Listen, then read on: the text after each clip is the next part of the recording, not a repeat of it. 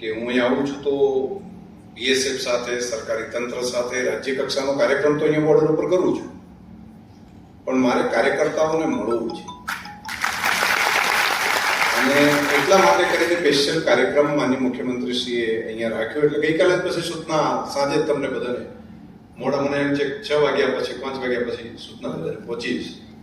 તો આમ કાર્યક્રમ મુખ્ય પેલા કાર્યક્રમ નહોતો, પરંતુ મુખ્યમંત્રીશ્રીની ઈચ્છા કે મારે કાર્યકર્તાઓને મળવું છે અને એના ભાગરૂપે તમને બધાને બોલાયા છે. એટલે કોઈ ફોર્મલ કાર્યક્રમ નથી, પણ આ ઇનફોર્મલ કાર્યક્રમ, પણ કાર્યકર્તા તરીકે કાર્યકર્તાને મળવું એવું માન્ય મુખ્યમંત્રી શ્રી ભૂપેન્દ્રભાઈ પટેલનું આ મન હતું. તો એક વખત એમને તાલીઓથી વધાઈ પછી એમનો આપણે આભાર માનીએ અને અભિનંદન આપીએ કે એમને કાર્યકર્તાઓને યાદ કર્યા.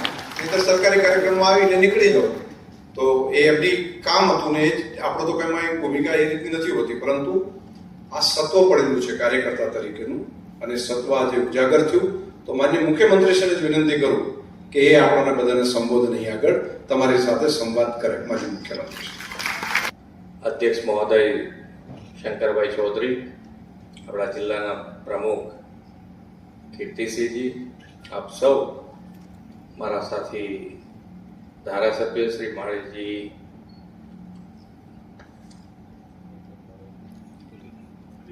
અનિકેતભાઈ, લવિંગજી, માવજીભાઈ, આપ સૌ કાર્યકર્તા ભાઈઓ બહેનો, દોડ્યા, ખૂબ દોડ્યા બધા. ઇલેક્શન ચાલ્યું ત્યાં સુધી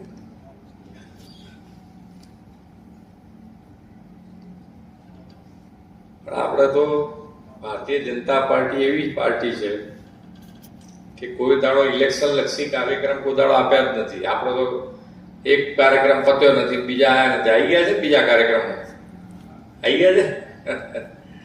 અને માન્ય વડાપ્રધાન પણ દાયકાઓ પછી ભારતીય જનતા પાર્ટીના વડાપ્રધાન તરીકે ત્રીજી વખત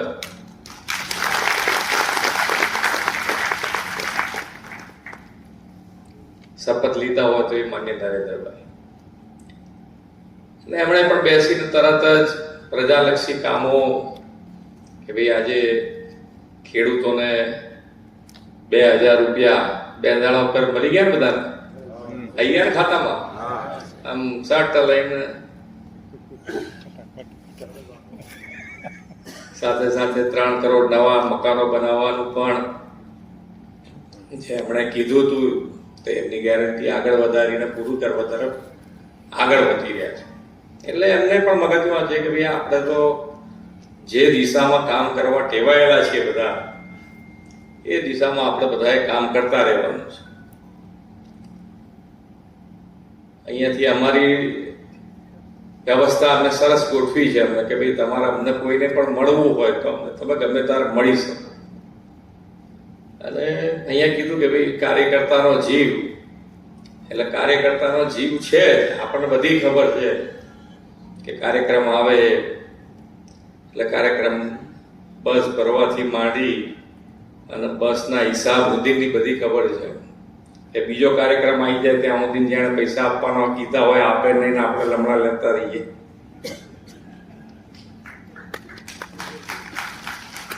પણ તો આપણે બધાને ખબર છે કે ભાઈ આવું થતું હોય, ચાલતું હોય, તોય જુઓ તો કેટલી મોટી પાર્ટી બની આપી.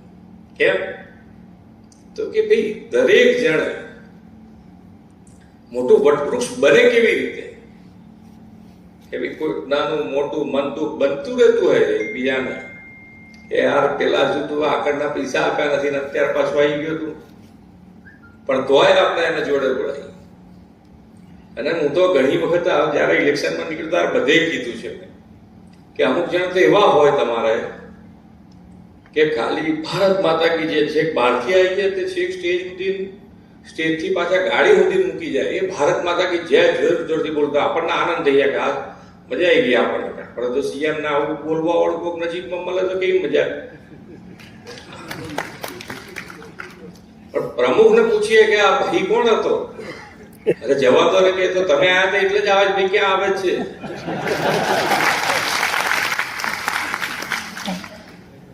અને બીજે દાડે છાપામાં ફોટો એનો જ આવે, જે કામ કરતો એનો ફોટો ન આવવા દે. અને એક જગ્યાએ નથી વાત, આ ઓવરઓલ છે. બધે ક્યાંક ને ક્યાંક આવા વ્યક્તિ હોય કે ભાઈ જે નેતા હોય તારા જોડથી પછી કામ કરવાનું આવે તો કે યાર મારે તો આજે ચાલુ થાય તો જે કામ પતી ના જાય ત્યાં સુધી તમને.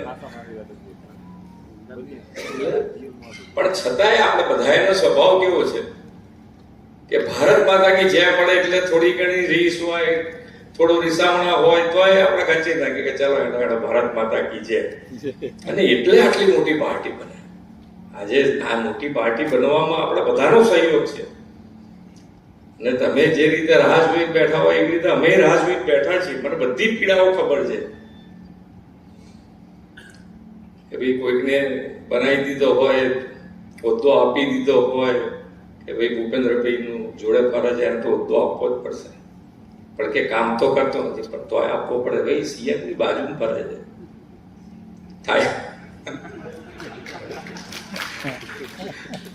એટલે આવું બધું થયા જ કરતું હોય. પણ કામ કરવામાં આપણે ક્યારેય પાછી પાડી નથી, જતું કરવામાં પાછી પાડી નથી. અને એટલે જ આજે આટલી મોટી પાર્ટી થઈને વટવૃક્ષ થઈને આપણે આગળ વધી રહ્યા છે. અને કોઈ હિચહિચાટ વગર મજબૂતાઈથી. અને તમે લોકો તો ડંકો વગાડી દીધો છે. તમારા લોકોને તો કશું તકલીફ જ નથી. તમે લોકોને ડંકો વગાડી દીધો છે. કેમ મસ્તા નથી જોતી તાલી તમારા માટે વાળો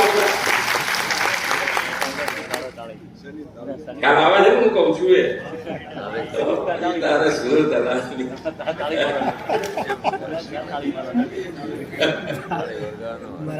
તમારો ડંકો આખા ગુજરાતમાં વાગે છે. તો ઓટો વાગે છે, તાળીઓ ઓટી પડાવે.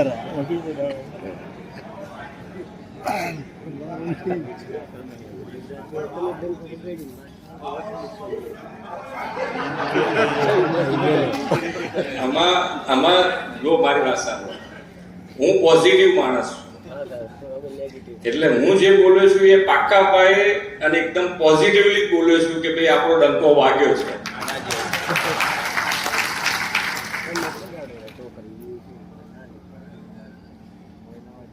તો પછી એટલે બધું ચાલ્યા જ કરે. તો આમાં કશું અમારે કંઈક ને કંઈક નાની મોટી મુશ્કેલીઓ આવે, આપણા જીવનમાં આવતી જતી હોય છે. આપણે ક્યાં પકડીને બેસી રહીએ છીએ બધા, ફરી પાછા આગળ વધવા. આપણે એની અંદર બધા ફરી પાછા સાથે રહી એક જ થઈને આપણી વાત એક જ છે કે આપણે બધા એક છીએ. ઘણી વખતે શું થાય કાર્યકર્તાને કે યાર મને બોલાયો ના બોલાયો. હું એમ કહું છું કે બધા કાર્યકર્તાઓને ક્યાંય પણ કોઈ તકલીફ પડે અને એમ લાગે કે આપણું વજન ઘટી ગયું છે તો મારા બંગલે આવવાનું, મારી જોડે ચા પીવાની, સેલ્ફી લેવાની અને ફોટો ચડાવવાનો. હવે સીએમ ની સાથે ચા પીને જે સેલ્ફી લઈ શકતો હોય એનું વજન કેવી રીતે ઓછું કહેવાય? મને સમજાવો. એટલે ખૂબ આપણે તો ઉત્સાહથી ફરીથી આપણે ડબલ એન્જિનની સરકાર 3.0 વિકસિત ભારત, અને વિકસિત ભારતમાં સૌથી અગ્રેસર આપણું ગુજરાત રહે એ પ્રમાણે આપણે સૌ સાથે મળીને કામ કરીએ એ જ અભ્યર્થના. ભારત માતા કી જય. વંદે માતરમ. જય જય.